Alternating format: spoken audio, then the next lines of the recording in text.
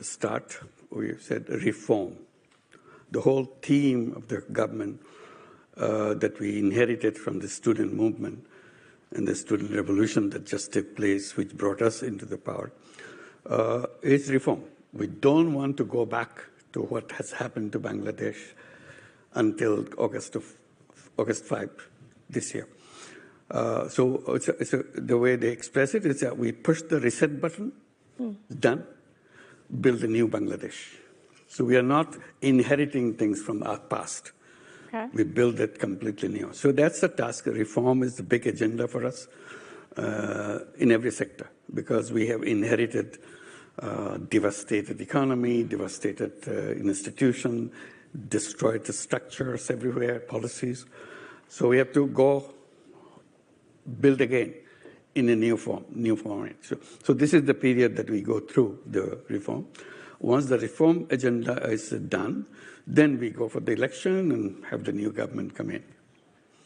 How do you do this in the middle of a climate crisis? This is something you have thought about for many years. You've talked about creating a society with zero emissions and zero poverty. What's your vision for how a country can prosper? Yeah, it's very difficult. The way I express it is more drastic way. I said over time that we have been in this planet. We are very smart. We created a lot of smart things in the world. But we created a civilization which is a self-destructive civilization. So we have no escape route from this civilization but to destroy ourselves. What do you mean self-destructive? Self-destructive means if you see what is happening to the environment will make sure that the way we have damaged it, continue to damage it, will not let us survive on this planet. That's a self-destructive civilization, because it's not happening because God has willed it. It's happening because the way we behave every day. And that's the result we get. So we have to go to the original. What are the basic principles of the civilization? What's the basic structure of the civilization? Where this destruction part comes out of it? Can we redesign this civilization in a different way, which will be beautiful world, self-supporting, enjoying life for every form of life on this planet? Yes, we can. We are smart enough to design that. But we're stupid enough to do something bad, which we are suffering right now. So we have to go back to the basics of that. That's a tall order. It's a tall order. In practical terms, what does that mean for you? It means the economic system that we built is the key to the destruction of this planet. The whole economic system is based on one basic principle: maximization of profit. So you see only yourself. In the maximization of profit, you don't see what the planet is, where your neighbor is. You don't consider anything. That's what we teach in our business classes. That's what we practice in our business practices and so on and so forth. Maximization of profit. The more profit you make, more successful you are. Nobody cares if you make lots of money, how much damages you have done to this planet in the process. That's not accounted for. So you go on merrily, make money, and so on. In the process, we destroyed this planet. In the process, we destroyed the society. Created massive amount of wealth concentration. Every day, wealth is getting to the top. Well, the civilization and the economic framework that we build, wealth never comes downwards. It has no practice of that. It always goes to the top. Everything that we do, it all goes to the top. So every day, the people who are rich get richer. People who are in the bottom languish there. They have no mechanism to survive, no mechanism to move up. That is not the concern of the economy. That's a wrong economic design. If you want to design economics, we can design it in a way where wealth will not go up. Wealth will be with everybody, rather than be concentrated in few hands. A small fraction of the entire world population owns, say, 80%, 90% of the wealth. It's a shame that we have to create that kind of, and we don't pay any attention whatsoever. We just enjoy, our GDP is increasing, fantastic development is taking place. In the process, all the wealth goes to the top. There is one school of thought that says industrialized countries, Europe, the United States, others, have built their economies through oil and coal and gas. And now, when developing countries have that chance, they should also do so and use their own resources. Make it faster. In fact, we had the president of Guyana here on stage earlier this morning, and he said this is our chance to produce oil and to prosper. What's your thinking along those lines? That thinking is the wrong thinking. Just because you destroy it, I have the right to destroy it too. That's not a logic. I stop you from destroying. And I don't destroy because he never destroyed us. Bangladesh, for example, small country with a big population, 170 million people. One of the most densely populated country in the whole world. So you imagine that if we start destroying the planet, we can do it very fast. But instead, we are the victims of the environmental damages that the rest of the world is doing to the planet. So we are suffering. So if you say, now, we go and destroy the same way that they have done because we follow their footpath, the footprints and develop the economy they have done. So we make it faster. Destruction becomes faster. That's why we say the way we have created this planet, the civilization that we have created for ourselves, it is self-destructing civilization. We are not considering how to protect this planet. We are very concentrated on destroying this planet. The more destruction you make, richer you get. That's it. You've just said that, countries like yours are the victims of 150 years of fossil fuel burning. Bangladesh is one of the most vulnerable countries to sea level rise, storm surges. You name it. Very erratic monsoons and rising temperatures, which, I have felt on my visits there during the hot season. What do rich countries owe countries like yours? Anything? Build walls so that you can't destroy us. You must find a way. Why should we carry the burden of all the destruction that you put on us? You are the cause. We are the result. And why should it be? So nobody raised that voice. We celebrate, your quality of life is improving, you're making lots of money, all the wealth. You see, I talked about wealth concentration as individuals. Individuals, 5%, 10% of the people owning 90% of the wealth of the whole world. What about the countries? 10 countries in the whole world, just 10 countries, own probably 90% of the wealth of the entire world. What kind of world is that? What kind of civilization is that? And we say we are not smart enough to redesign it? Of course, we are smart enough to redesign it. If we are paying attention to it, we are not paying attention to it. We are always talking about one damage of the environment here, one damage is here. We're always saying the symptoms of this. We're not getting to the cause of it. So I'm saying get to the cause of it. We can have a beautiful planet if we redesign the system. And that's where we have been talking about.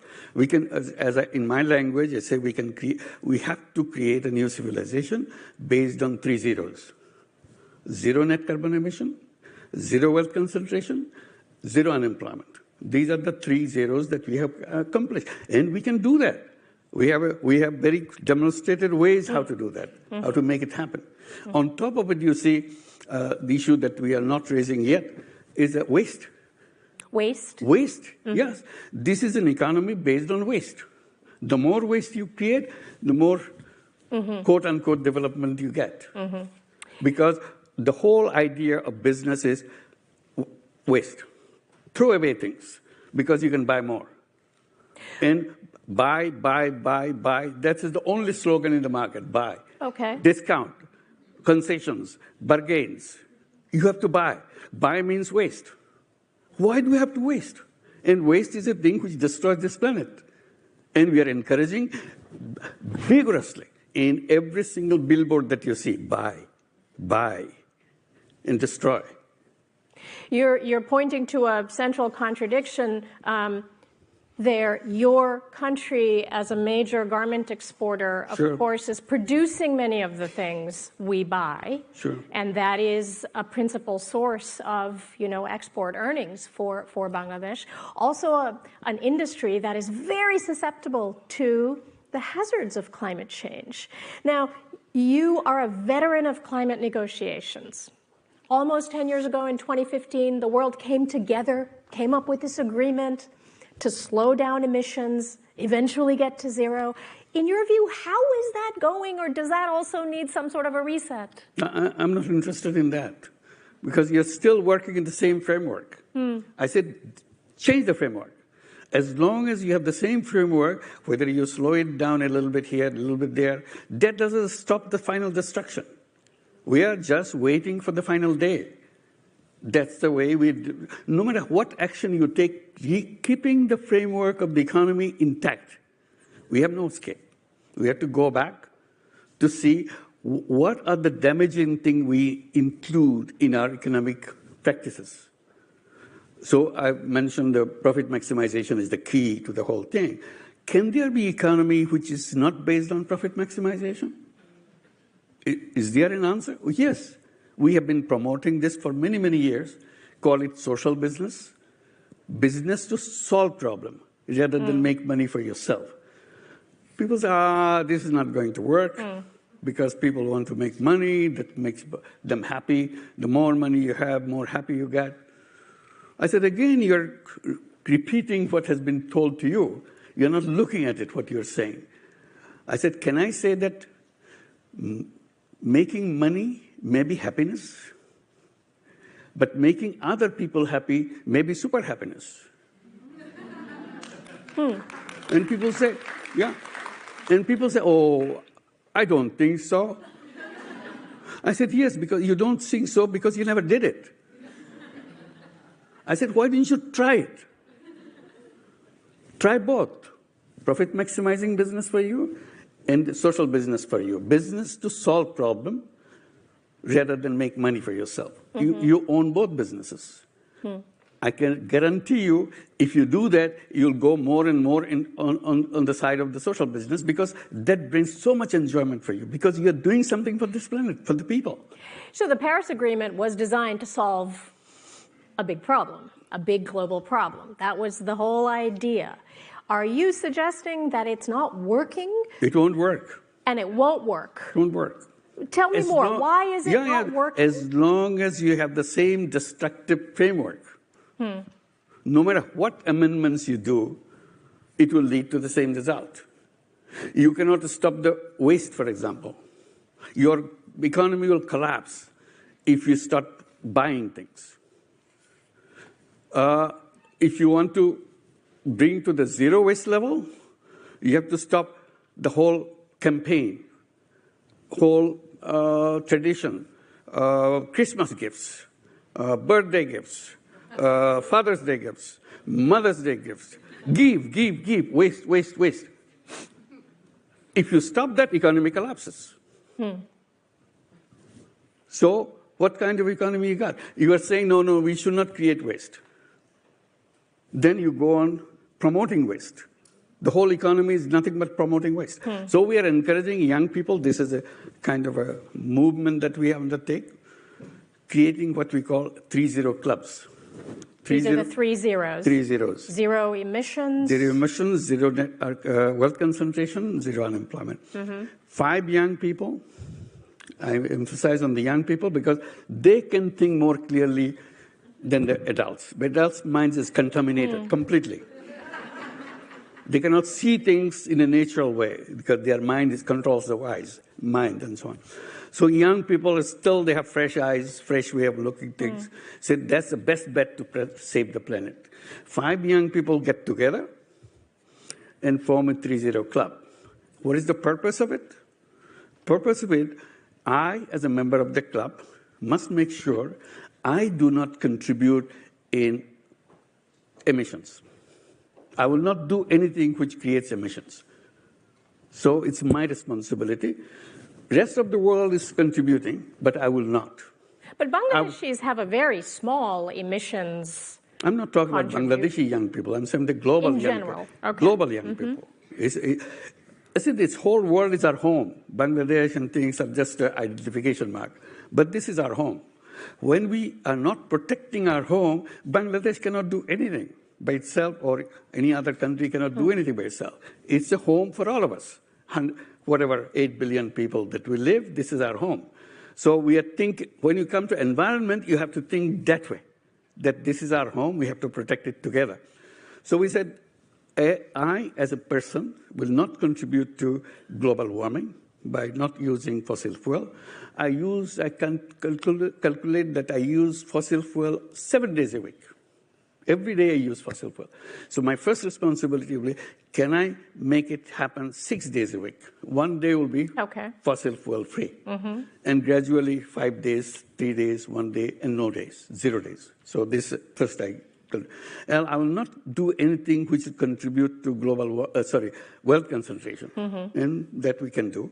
And then I will not contribute anything which will create unemployment. So these are the 3 things. The 3 things. And I become, in the process, when I achieve that, I become a 3-0 person. And all members of the club will become a 3-0 person. I said, if I can become a 3-0 person, whole world can become a 3-0 world. Only then. Unless we change our behavior, no way you can change anything. Speaking of home, I want to ask you a slightly different question.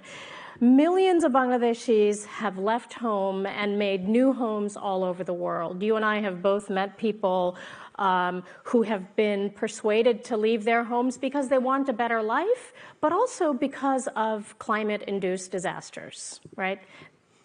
Storms have wiped away their homes, their lands, their livelihoods. They have left.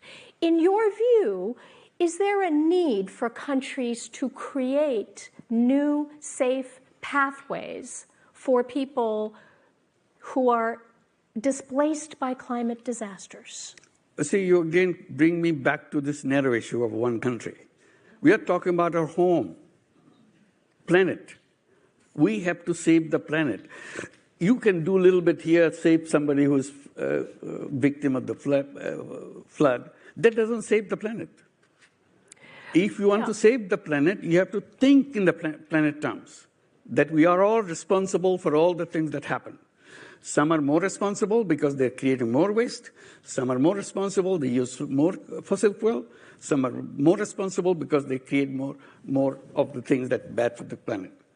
So it's called global environment that we have to talk about. Global migration is a big issue. Is a temporary issue? Yes. It's a temporary issue because I'm trying to save myself. I'm not talking about how you live, how somebody. All I want to save myself. This is unsafe place, so I go someplace else. And many people are taking unsafe passages, taking a real risk because there aren't safe pathways. Sure. So I want to come back on this question with you. Should there be new safe pathways for migration? Nobody will disagree with that. When you say safe and unsafe. Nobody goes for unsafe. Everybody goes for safe. Yeah, sure. So that's an obvious answer. Yeah. Okay. I'm going to quickly turn, because we're running out of time, I'm going to quickly turn to what's going on at home in Bangladesh. There have been, as you know better than anyone, instances of street justice, mob justice. There's been concern that people will be punished. There will be vengeance for their political beliefs. You yourself have been a victim of what you've called politically motivated cases. So how do you ensure that justice is blind in this transition? Yeah, we just moved away from environment. We did. We went to the political environment. Yes. We'll go to the political environment. Yes, there was a huge revolution. Young people were shot. Hundreds of them were killed by the police. And out of that came emergence of a power of the young people together with the citizens of the whole country, brought down the regime that existed, which caused all the misery in the country, destroyed all the institutions in the country. So they got rid of them. The leader of the political party who created this left the country, and they created a new environment where they want to create a new Bangladesh. They were saying that we just push the reset button. Our old country is done, finished. We don't want to have anything to do with it. We build a new Bangladesh. So that's the new Bangladesh they're talking about, establish rule of law and justice, and reform all the institutions that we have, which have been destroyed by the previous generation, previous regime. So this is what is happening in Bangladesh right now. You are heading the interim government. What have you done yourself to ensure that justice is blind, that there isn't politically motivated vengeance? Well, as a government, this is your responsibility. So it doesn't add anything extra to that. And nobody is victim of political victimization of this nature in Bangladesh right now. Those who are guilty left the country. So the people who are there are still, nobody is saying you belong to this old party, so you should be punished. Nobody is saying that. Well, there have been instances of street justice. I think if you have that street justice, this is exaggerated news that you are getting. Okay. That's the only thing I can tell you. So I invite all the reporters to come there, and yourself invited because you have been there in Bangladesh many times. Find out in a specific case. This is the case, this is the person. Yeah. Okay. You have said your previous leaders, many of them have left the country. Yeah. Should the former Prime Minister Sheikh Hasina be extradited to face trial? Why shouldn't be? If she has committed crime, she should be extradited and brought to justice. You are just pleading the justice. She should be facing the justice too. Okay. Sure. You have said that you wish to have elections as soon as possible. That's true. Can you say approximately when do you think elections should be held? It shouldn't be too far, within a reasonable time limit. What's a reasonable time limit? We have the reform agenda. So in the reform agenda, what we do is we right now have 6 commissions engaged to reform the election commission, reform the justice system, reform police system, and so on and so forth. So there are 6 commissions now working. They are asked to submit their report in 3 months, what needs to be done. So there will be a blueprint of actions of reform, and this will be shared with all the political parties. If they think these can be done, it will be done. If they say, no, this part you leave alone for the elected government, we'll leave it for the elected government. So that's the time limit we need. 6 months, did you say? I have no idea how much time. Okay. 3 months. We 3 months. We gave the time to 3 months to the 3 commission. months. And then report comes out. Then the question of negotiation and discussions so that we come to a consensus so that we can hold an election. That's it. So what needs to be in place? I know you can't say exactly when, but what needs to be in place for elections to happen? First, these commissions need to produce their reports. And what else? Election commission has to be reformed according to the recommendation of the commission. And voter list has to be prepared, whatever time it needs. That's it. Is there any chance that you would run for office? Do I look like someone who will run? I'm not in the running business at all. There is no chance that you would run for office? No way, no way. That's not me. Well, I thank you very much for coming and for taking our questions.